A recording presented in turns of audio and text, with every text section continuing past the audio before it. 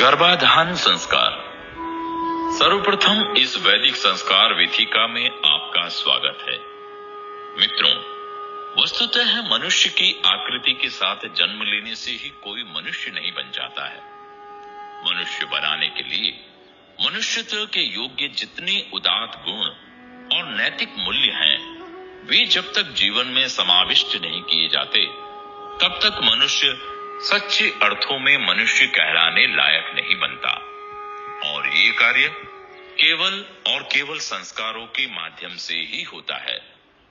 ऋषियों ने गर्भाधान से लेकर अंत्येष्टि पर्यंत 16 संस्कारों के रूप में मानव निर्माण की जो पद्धति दी है, उसी को महर्षि दयानंद जी महाराज ने संस्कार विधि के रूप में अत्यंत कृपा करके हमें प्रदान किया है।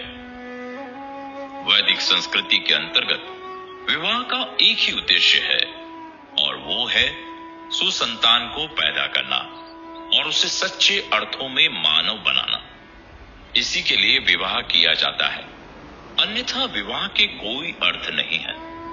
इसीलिए गर्भाधान को एक धार्मिक और वैज्ञानिक संस्कार के रूप में समाहित किया गया है। ऋषियों की मान्यता है कि गर्भाधान संस्कार में दंपति श्रेष्ठ आत्मा का आह्वान करते हैं। ये श्रेष्ठ आत्मा गर्भ में आकर समुचित रूप से विकास करते हुए समय आने पर सुप्रजा के रूप में समाज को अपना योगदान दे। ऐसे ही निर्देश गर्भाधान संस्कार में समाविष्ट हैं, जिन्हें समझने की आज अत्यंत आवश्यकता है। परंतु विडंबना की बात यह है कि इस ओर बिल्कुल भी ध्यान नहीं दिया जा रहा है। भाइयों और बहनों, मनुष्य में 3 प्रकार से संस्कारों का आधान होता है। प्रथम, जो अपने पूर्व जन्मों से वो अपने साथ लेकर आता है। द्वितीय, माता पिता से जो संस्कार आते हैं। और तीसरे, जन्म के पश्चात वो अपने परिवेश से जो ग्रहण करता है।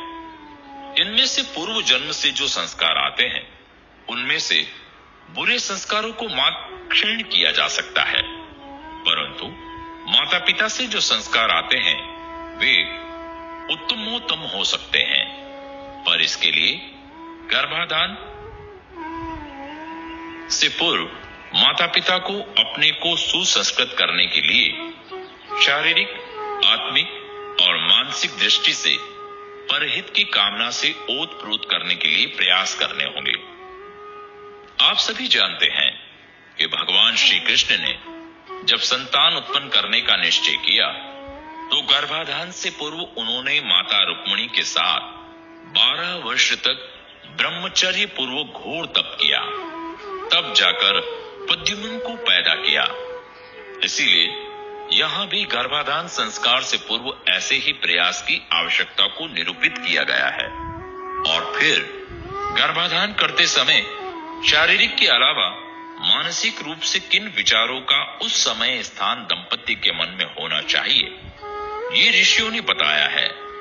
जब हम इसका पालन करने लगेंगे, तब समाज में गुणात्मक विकास परिलक्षित होने लगेगा, और तब संस्कारों के महत्व का हमें पता चलेगा। अगर श्रेष्ठतम संतान चाहते हैं, तो संस्कारों का आशय अवश्य लीजिए।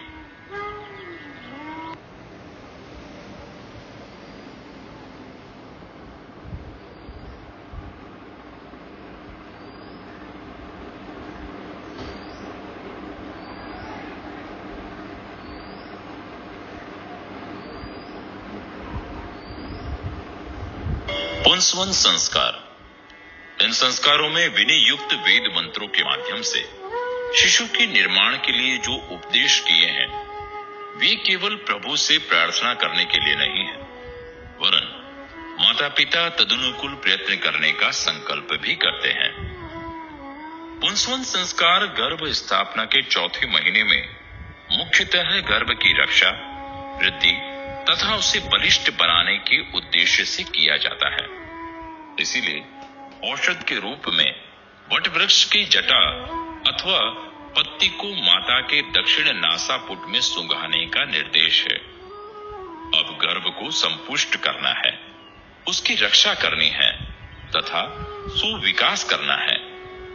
पति पत्नी के हृदय को स्पर्श करते हुए प्रेम और एकत्व के भावों को प्रदर्शित करते हुए पत्नी सहित प्रतिज्ञा करता है कि वे ऐसा कोई कार्य नहीं करेंगे जिससे शिशु को हानि पहुंचे। कुछ लोग पुंसवन संस्कार का अर्थ केवल पुत्र प्राप्ति से लेते हैं। महर्षि दयानंद इसका निषेध करते हैं। उनके अनुसार ये पुत्र व पुत्री दोनों के निमित्त हैं। यहाँ बिना किसी विभेद के संकल्प है कि ये हमारी संतान सुंदर हो, वीर्यवान हो, इसकी आत्मा, इसके शरीर के अवयव, आकर्षक शरीर उसी प्रकार प्रतिष्ठा को प्राप्त करें जिस प्रकार चारों वेद संपूर्ण लोक में प्रतिष्ठित हैं।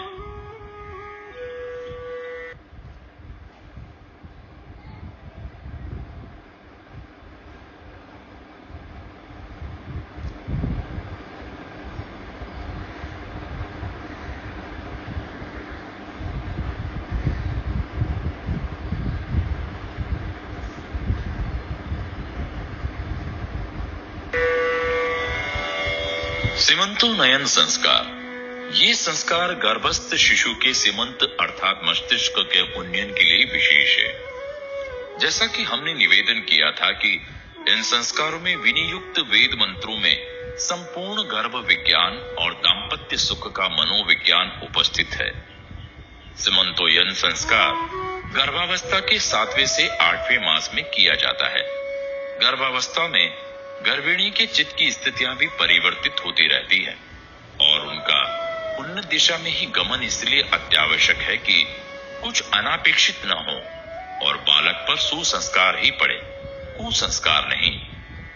मानव जीवन में मस्तिष्क का बुद्धि का सर्वोपरि महत्व है। गर्भस्थ शिशु का मस्तिष्क विकसित हो, वो श्रेष्ठ, योग्य और सुविचार वाला हो, ऐसा प्रयास करना चाहिए। यहाँ पर पुष्कल घी से डूबी खिचड़ी से युक्त थाली में देखती पत्नी से पति पूछता है, क्या देखते हो? तो पत्नी पूर्ण विश्वास के साथ उत्तर देती है, मैं प्रजा अर्थात अत्यंत श्रेष्ठ संतान को देखती हूँ। अर्थात निश्चय से हमारी संतान उर्वरक मस्तिष्क से युक्त श्रेष्ठतम संतान होगी, इसमें संदेह नहीं, क्योंकि हम संस्कार के निर्देशों की पूर्ण पालना कर रहे हैं।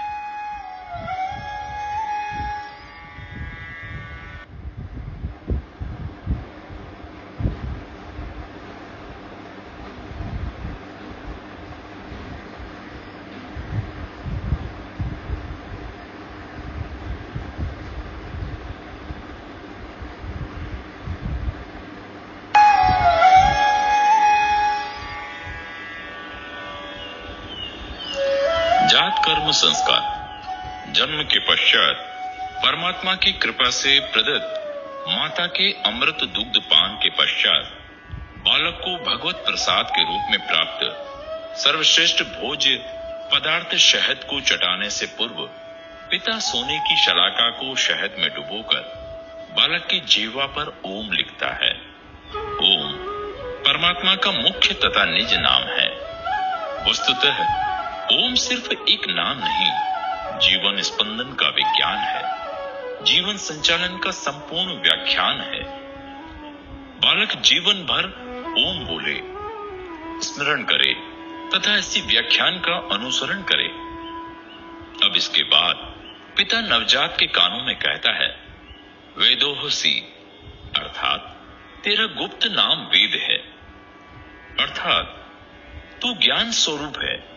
कहना अनुचित न होगा कि ज्ञान विहीन मनुष्य जीवन विहीन है, अतः बालक ज्ञान का संपादन करे।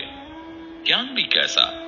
ऐसा ज्ञान जिससे वो विश्व कल्याण के मार्ग पर चलकर विश्व मानवता को पूर्वजों की भांति अपना भी योगदान दे सके। ऐसा ज्ञान जिसके अनुकूल कार्य करने से उसे सबका प्यार, आदर और स्नेह मिले तथा यश के शिखर की प्राप्ति हो। इस प्रकार दिव्य गुण युक्त, युक्ति युक्त वाणी, मेधा अर्थात अज्ञान, अधर्म, पाखंड, असत्य और अभाव का नाश करने वाली उत्तम बुद्धि से युक्त ये बालक धर्मयुक्त पुरुषार्थ से अर्जित श्रेष्ठ धन, ज्ञान तथा बल से ऐश्वर्य युक्त हो। संस्कार में पिता स्वयं तथा उपस्थित नर नारी नवजात शिशु को अश्माभव अर्थात पत्थर की तरह शरीर दृढ़ हो, परशुर भव अर्थात फरसे की तरह तीक्ष्ण बुद्धि हो और माता पिता पितरों को प्रसन्नता प्रदान करता हुआ 100 वर्ष से भी अधिक का जीवन प्राप्त करे, ऐसा आशीर्वाद दे रहे हैं।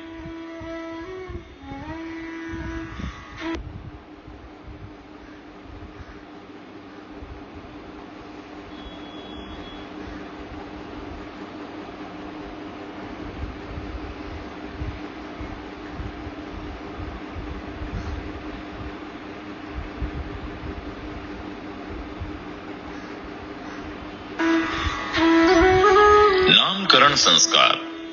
यद्यपि ये संतान तो परमात्मा प्रदत्त है, ये अमृत पुत्र है, परंतु संबोधन हेतु कुछ नाम तो चाहिए। एक समय ऐसा भी था जब बच्चों के नाम रखते समय कुछ भी ध्यान में नहीं रखा जाता था, बल्कि विचित्र विचित्र नाम रख दिए जाते थे। मिठाइयों के ऊपर ही नाम रख दिए जाते थे, जैसे बर्फी देवी, इमरती देवी। कुछ नाम तो इतने विचित्र होते थे कि सार्थक होना तो दूर, सुनने में ही अच्छे नहीं लगते थे। महर्षि दयानंद ने नामकरण के क्षेत्र में एक क्रांति का सूत्र पात्र करते हुए संदेश दिया कि नाम सदैव सुंदर, सरल व सार्थक होने चाहिए। नाम अपने आप में व्यक्ति में मनोवैज्ञानिक रूप से नाम के अनुरूप गुण विकसित करने के लिए प्रेरित करते हैं। सुंदर व सार्थक नाम होने से बालपन से ही उसे अपने मित्रों में व समाज में प्रतिष्ठा मिलती है, और जब भी अपने नाम के विपरीत कोई कार्य करने में वो प्रवृत्त होगा तो कहीं न कहीं स्वयं अपने मन से या लोगों के संकेत करने पर भी वो अपने अंदर सुधार लाने का प्रयास करेगा। इसीलिए नामकरण संस्कार एक अत्यंत महत्वपूर्ण संस्कार है।